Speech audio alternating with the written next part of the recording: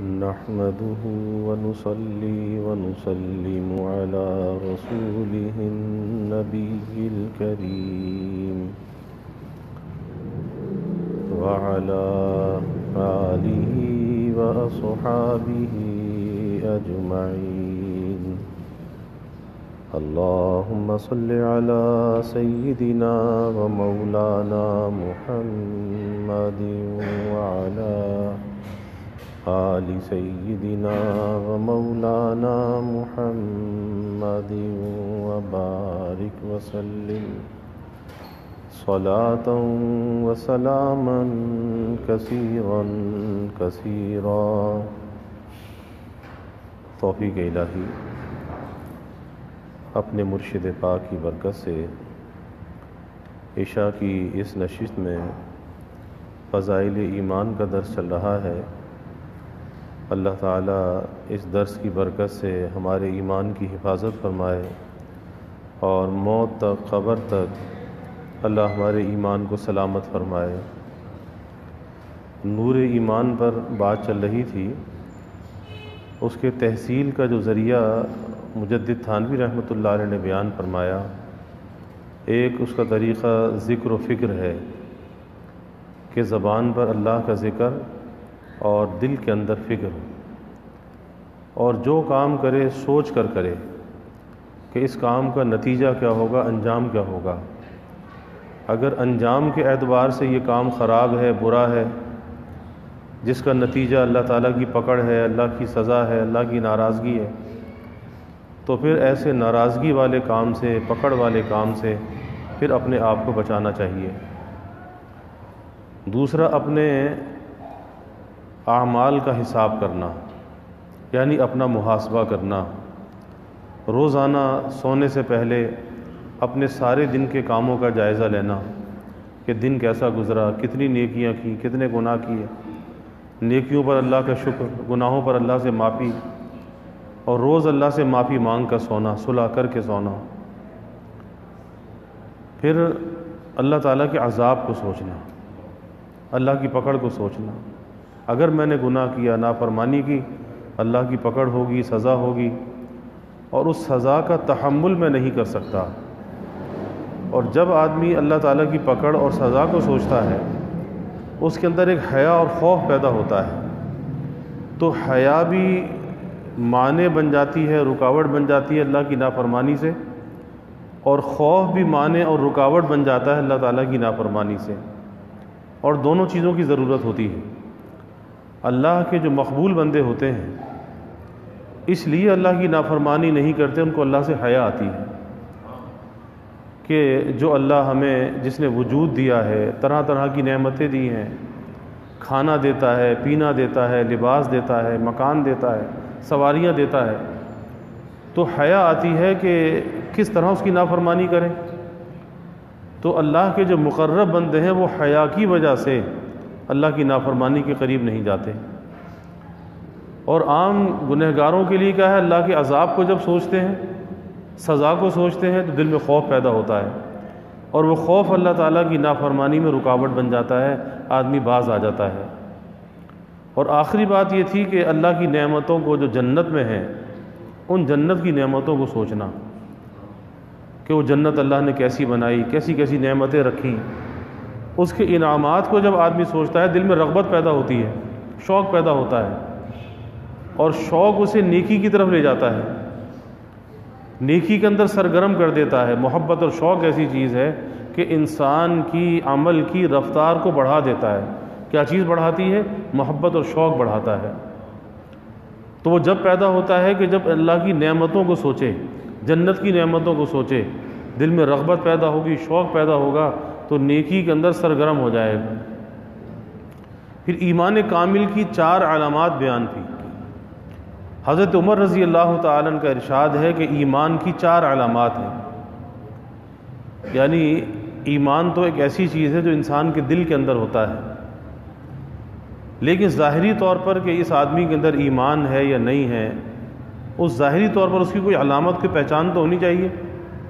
اس میں سب سے پہلی پہچان یہ ہے کہ نماز کا پڑھنا ایمان کی پہلی پہچان ہے، پہلی علامت ہے کہ منافق نماز سے بھاگتا ہے، کافر نماز کے قریب نہیں جاتا، تو مومن کی پہچان یہ ہے کہ وہ نماز کا پڑھنے والا ہوتا ہے۔ اور حدیث میں بھی آتا ہے کہ ایمان اور کفر کے درمیان جو چیز امتیاز کرنے والی ہے وہ نماز ہے۔ اور یہاں تک آپ صلی اللہ علیہ وسلم نے فرمایا من ترک الصلاۃ متعمدا فقد کفر، کہ جس نے جان کر نماز کو ترک کر دیا، جان کر عمدن قصد اور ارادے کے ساتھ نماز کو ترک کر دیا، فقط کفر، وہ کافر ہو گیا۔ یعنی الفاظی ترجمہ یہ ہے کہ وہ کافر ہو گیا۔ امام اعظم ابو حنیفہ رحمۃ اللہ علیہ فرماتے ہیں کہ کافر سے مراد یہاں پر یہ ہے کہ وہ کافر تو نہیں ہوا لیکن کام اس نے کافروں والا کیا، کہ مومن کبھی تصور نہیں کر سکتا نماز کو چھوڑنے کا، تو کافر بے نمازی ہوتا ہے، مومن کیسے ہو سکتا ہے؟ تو اس نے کافروں والا کام کیا۔ اور نماز کی اتنی اہمیت ہے کہ قیامت کے دن سب سے پہلے نماز کے بارے میں سوال ہوگا، اور جس کی نماز صحیح نکلے گی، حدیث میں آتا ہے اس کی برکت یہ ہوگی کہ باقی اعمال بھی درست ہوں گے یا درست کر دیے جائیں گے، اور یہ نماز اس کے لیے نجات اور بخشش کا ذریعہ بن جائے گی۔ تو پہلی علامت ایمان کامل کی یہ ہے نماز پڑھنا، نماز اپنے وقت پر پڑھنا، کیونکہ نماز بقید وقت فرض کی گئی ہے۔ ان الصلاۃ کانت علی المؤمنین کتابا موقوتا، کہ قید وقت کے ساتھ اس نماز کو رکھا گیا ہے، کہ فجر کی نماز فجر کے وقت میں، ظہر کی ظہر کے وقت میں، یہ نہیں ہے کہ اکٹھی نمازوں کو پڑھ لیا، نہیں، ہر نماز کو اس کے وقت پر ادا کرنا، جماعت کے ساتھ ادا کرنا، بقید وقت ادا کرنا۔ تو سب سے پہلی چیز ہے نماز کا پڑھنا، اور یہ تو اللہ کا احسان ہے کہ نماز کی جو فرضیت ہے کہ 5 وقت اپنے دربار میں بلا کر اپنے قرب کا موقع عطا فرما دیتے ہیں کہ آ جاؤ میرا قرب حاصل کر لو۔ اب جو مالک اور خالق اپنا قرب دینا چاہے اور کوئی جو اس کے قرب سے محروم ہو وہ قرب لینا نہ چاہے، تو اس سے بڑھ کر کون محروم ہوگا؟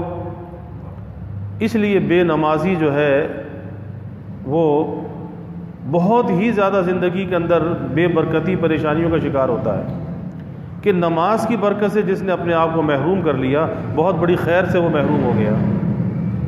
اس لیے جہاں انسان کو خود نماز کا پختہ عادی ہونا چاہیے، وہیں پر اپنے گھر والوں کو بھی نماز کی تلقین کرنی چاہیے، اپنے بچوں کو نماز کا پابند بنانا چاہیے، کیونکہ یہ نماز اتنی اہم عبادت ہے کہ بچہ ابھی 7 سال کا ہے، بالغ نہیں ہے، نماز کب فرض ہوگی؟ جب بالغ ہوگا، اور بالغ ہوتا ہے 13-14 سال کی عمر میں۔ لیکن فریضہ اتنا اہم ہے نماز کا کہ اللہ کے حبیب صلی اللہ علیہ وسلم نے فرمایا کہ 7 برس کا ہو جائے اسے نماز پڑھواؤ، نماز کے لیے کہو، کیونکہ 7 برس سے اگر یہ نماز پڑھنا شروع کرے گا تو پاکی اور طہارت کی عادت بھی ہوگی، پاک رہے گا، طہارت کے ساتھ رہے گا، جبھی تو نماز پڑھے گا۔ اور جب 10 برس کا ہو جائے تو ابھی 10 برس کی عمر میں نماز فرض نہیں ہے، مکلف نہیں ہے، لیکن فرمایا کہ تنبیہ کر کے اسے نماز پڑھواؤ، تاکہ جب نماز کی فرضیت کا وقت آئے اس سے پہلے یہ نماز کا پختہ عادی بن چکا ہو، تاکہ آگے اس کی نمازوں کے اندر خلل واقع نہ ہو۔ اور اسی طرح سے اگر کسی کی نمازیں زندگی میں قضا ہو گئی تو پھر ان قضا نمازوں کا حساب لگانا ضروری، کہ آدمی بالغ ہونے کے بعد سے لے کر آج تک کی زندگی کا حساب لگائے کہ میں نے کتنی نمازیں پڑھی، یعنی 13-14 سال کی عمر میں آدمی بالغ ہوتا ہے، اور آج کتنی عمر ہے؟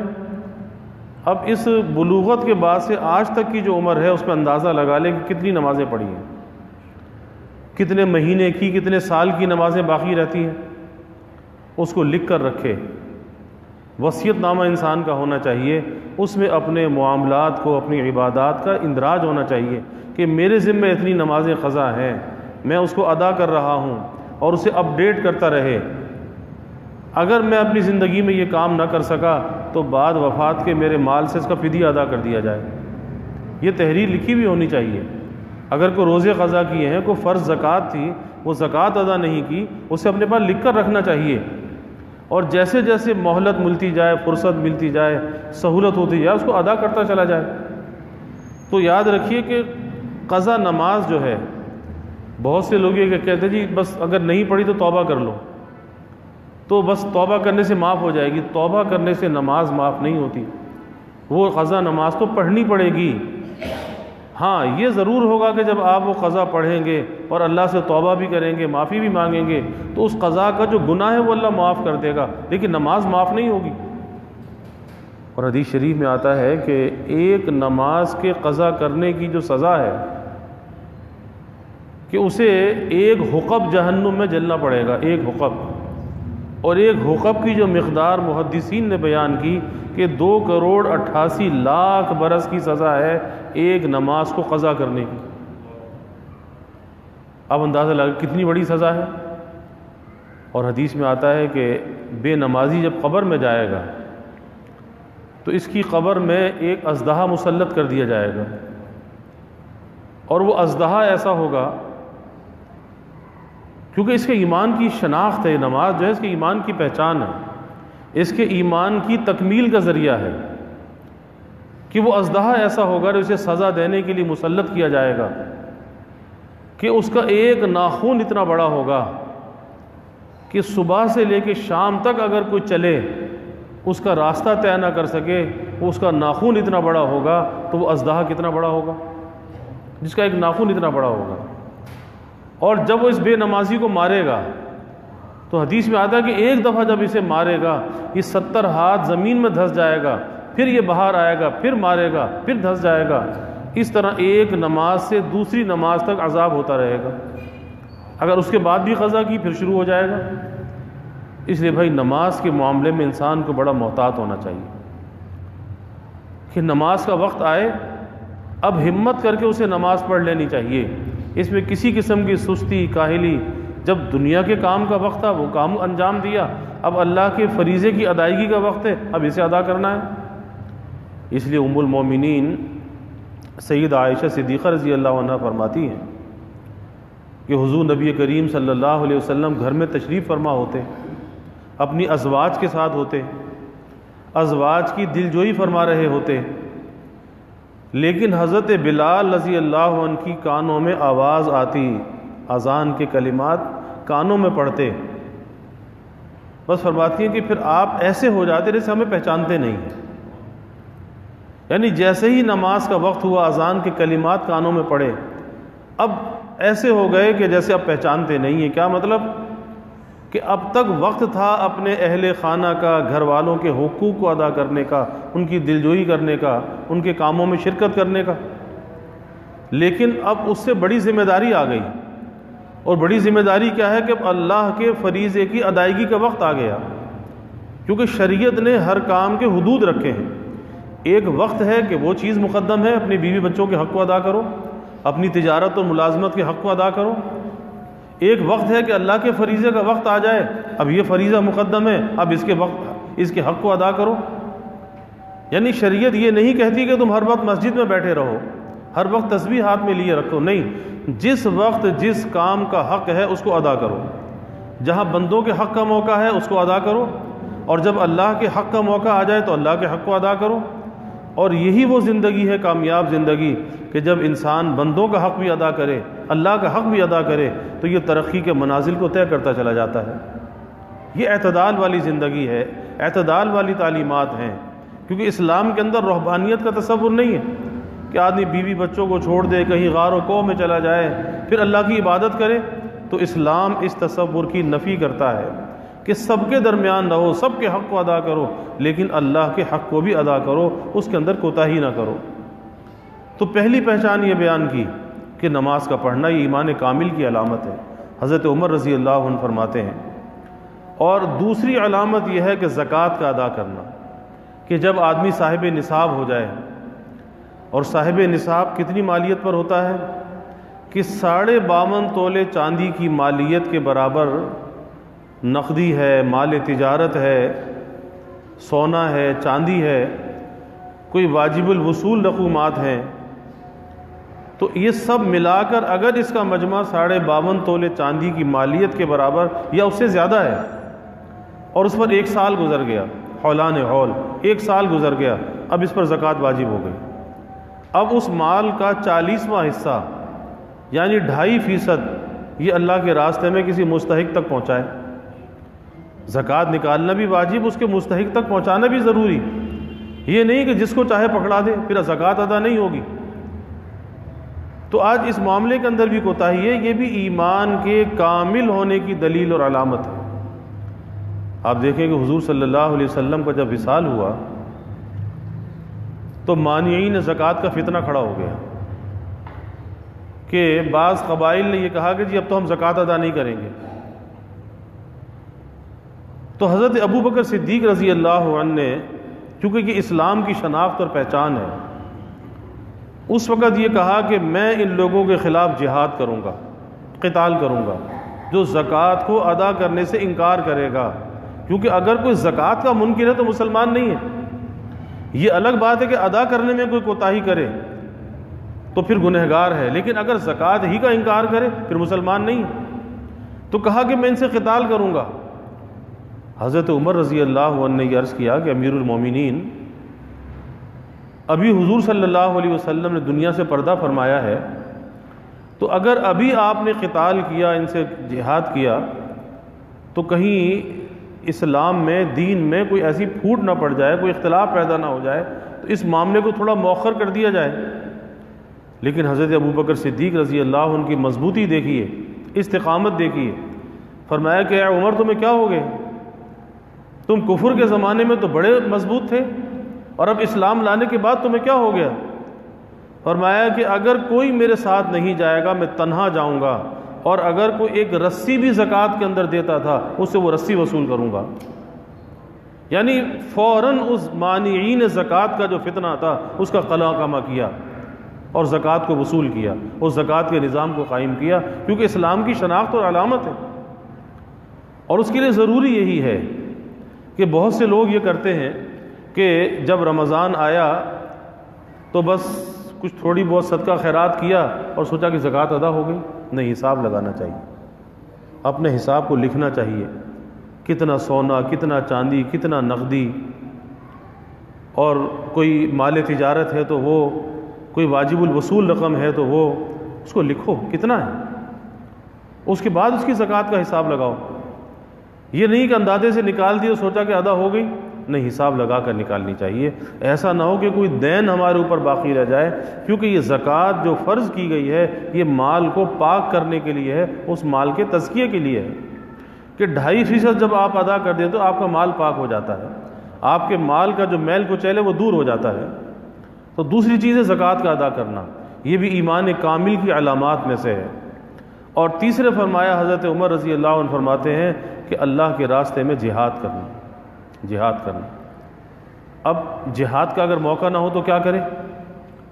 جہاد کا اگر موقع نہیں ہے، کیونکہ جہاد کا فیصلہ انسان خود نہیں کر سکتا، یہ جہاد کا فیصلہ تو ریاست کرتی ہے، یہ ریاست کا اختیار ہے کہ وہ کب ڈکلیئر کرے کہ جی جہاد کا موقع آ گیا، اور اعلان عام کر دے اب اس میں شرکت ضروری ہے۔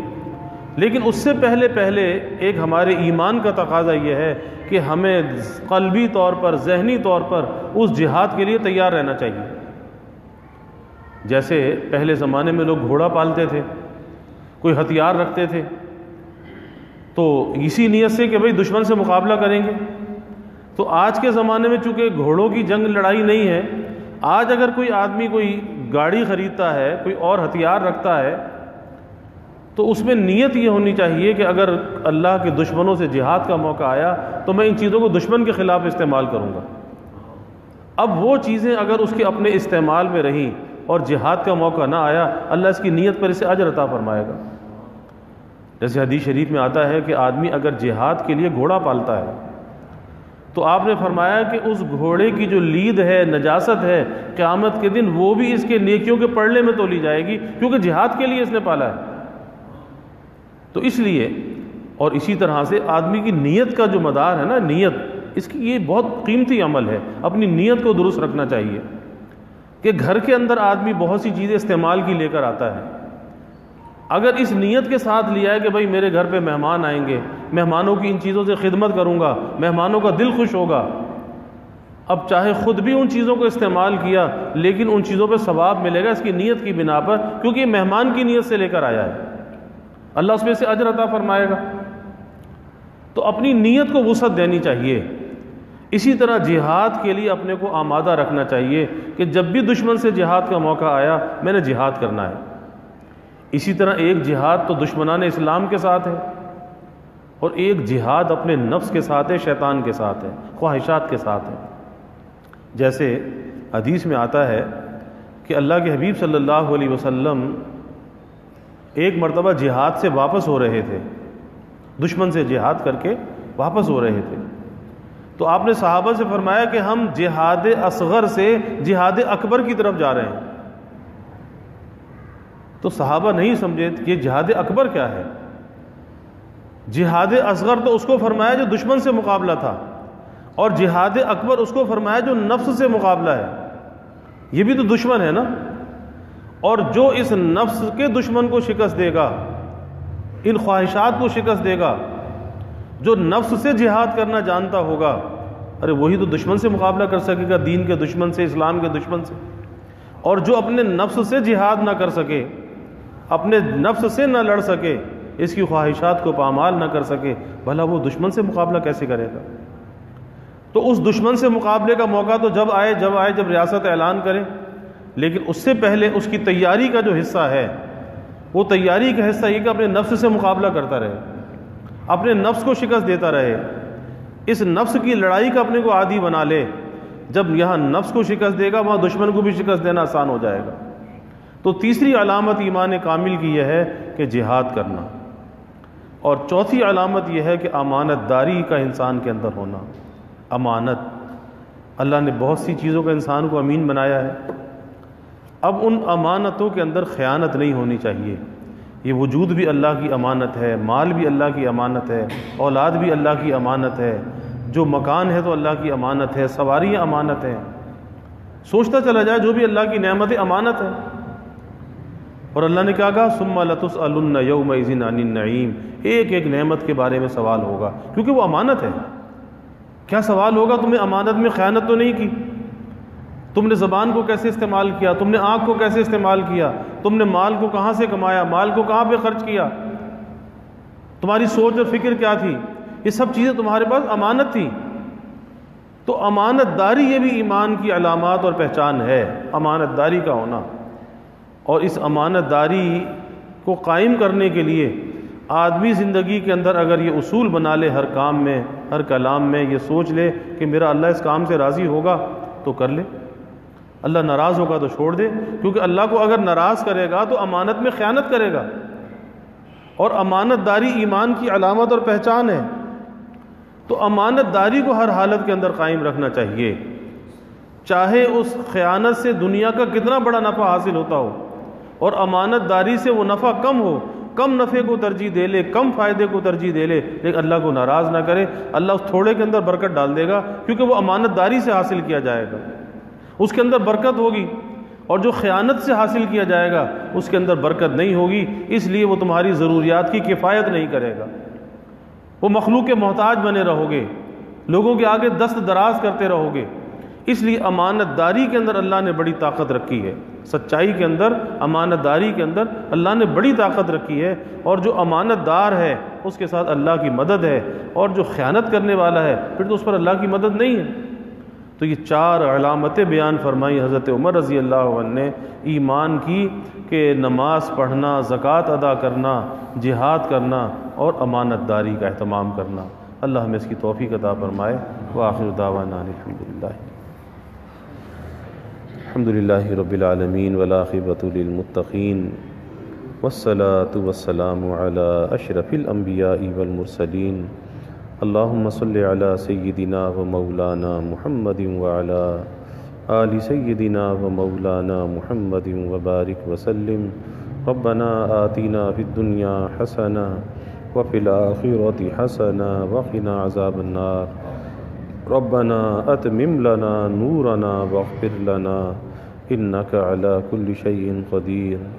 اللہم اعنا علی ذکرک و شکرک و حسن عبادتک۔ اللہم وفقنا لما تحب وترضى من القول والعمل والفعل والنیة والهدى انك على كل شيء قدیر۔ اللہم ارزقنا حبك وحب حبيبك صلى الله عليه وسلم. اللهم ارزقنا شهادة في سبيلك واجعل موتنا ببلد رسولك. یا اللہ یا رحمان یا رحیم یا کریم یا ارحم الراحمین یا اکرم الاکرمین. یا اللہ ہمارے گناہوں کو معاف فرما. یا اللہ ہماری خطایا سے درگزر فرما. یا اللہ اپنی محبت معرفت عطا فرما. اپنی رضا والی زندگی یا اللہ نصیب فرما. اپنے رضا والے کاموں کی یا اللہ توفیق عطا فرما. یا اللہ جو ایمان کی علامات یہ بیان کی گئیں، اے اللہ یہ چاروں علامات ہمیں عطا فرما. اس شناخت کو ہمیں قائم رکھنے والا بنا. یا اللہ نماز کا ہمیں پختہ عادی بنا. صحیح وقت پر نماز پڑھنے والا بنا. با جماعت یا اللہ نماز ادا کرنے والا بنا. اے اللہ اس فریضے کی عظمت ہمارے دلوں میں پیدا فرما. یا اللہ جو صاحب نصاب ہو سے زکوٰۃ ادا کرنے والا بنا. اس معاملے کی غفلت اور کوتاہی سے یا اللہ حفاظت فرما. اے اللہ جہاد اکبر اور جہاد اصغر کی ہمیں توفیق عطا فرما. اے اللہ نفس سے بھی جہاد کرنے والا بنا اور دشمنان اسلام سے باطل سے جہاد کرنے والا بنا. یا اللہ ہمیں امانت دار بنا. جو امانتیں یا اللہ آپ نے ہمیں عطا فرمائیں، اے اللہ ان امانتوں کا امین بنایا. اس میں خیانت سے یا اللہ ہماری حفاظت فرما. ہر نعمت کی خیانت سے یا اللہ ہماری حفاظت فرما. ہر نعمت کو اپنی رضا میں استعمال کرنے والا بنا. اپنی نامرضیات سے یا اللہ ہماری حفاظت فرما.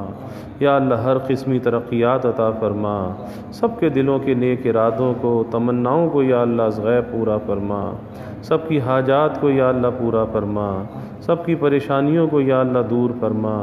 بیماریوں سے یا اللہ حفاظت فرما.